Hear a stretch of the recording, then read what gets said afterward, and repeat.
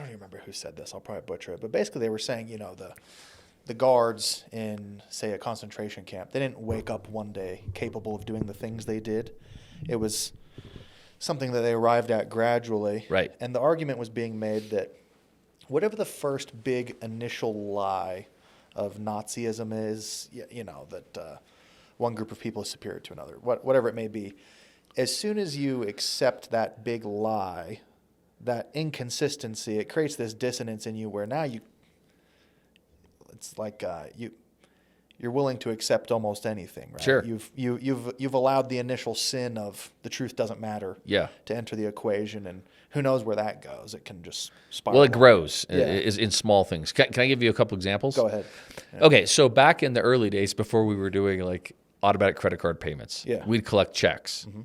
And so people would have paper documents because they weren't using iPads. Mm-hmm. And there were certain people that would call and cancel their agreements. And so some salespeople would keep their paper agreements with the checks paper clipped to the top, and they'd keep 5 or 6 of them. And these are people who've canceled service. So ethically, their checks should have been destroyed. Yes. Right?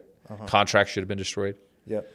And so what they would do is start a day, and they would come up and knock on your door, and you'd say hello, and they'd take that clipboard and show you, fanned out, 5 contracts and checks, and go, I'm signing up a lot of people out here in your neighborhood. So I'd go to them and go, hey, you that's unethical, and you lied. They're like, what are you talking about?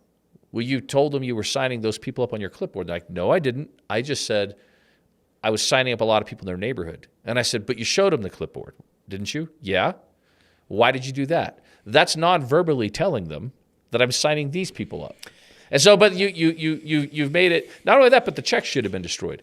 How about this? How about if we got a room and we put 200 people in the room that were not in our industry, and we gave them each a buzzer, like a silent buzzer, a little thing that no one could see them press. Maybe they're in their own rooms, and they're watching someone go door to door.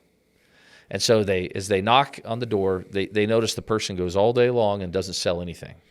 And remember, we're asking them, buzz when the person lies. Yeah. Right? Yeah. Especially buzz when they lie about saying the comment that I'm signing up your neighbors. So at the end of the day, someone sells an account, doesn't matter what it is, and they go next door and they say, hey, sign up your neighbor.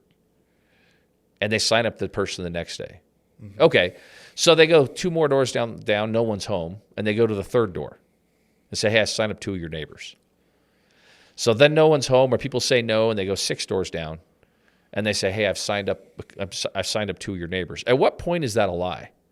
Now, people get so used to doing it when they realize there's causality between using neighbors that they, in a slippery way, instead of doing it in a way that's honest and ethical, they'll allow themselves, if they're kept on check, to go to a new city that no one's ever been to and start off and say things like, hey, we signed out 15 people up here, and start making up names, the Drakes, the Robinsons, the whoever else. And it's the tough Williams. Because each one of those is just one small step past the previous iteration. That's my point. That room of 200 people, if you went slowly and just changed one tiny thing or one door, people would be ringing that thing at all different times. Yeah. And you'd come up with literally 8. If you had 100 people, I think you could get 70 of them to ring it at different times. Yeah.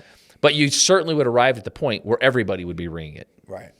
And so that's why it's important to be vigilant in making and keeping commitments about, like, be better at saying, hey, this actually isn't true, and instead of rationalizing why it doesn't hurt anyone. Well, how does it hurt anyone if I said I'm signing up your neighbors? Because it hurts you, your soul, because you know. Yeah. You lied. Yeah, you're accepting. You're being the lie. deceitful. Yeah. And so like it's easier to say, hey, on this street, if I've gone 5 or 6 homes, we sign up down the street, and say who they are if they gave you permission, or just 2 people here on your street. If not, if your office signed up 40 people the day before, say, hey, we're out here, we've been signing up yesterday 40 people, but a lot of people. That's just the truth. So just say what the truth is. Mm-hmm. And if you be committed to that, then it's unbelievable what that will do to you as a person and to your soul. Mm-hmm. Mm-hmm. Yeah, it's what's tough going into politics. you see like total disregard of the truth, even in the naming of bills.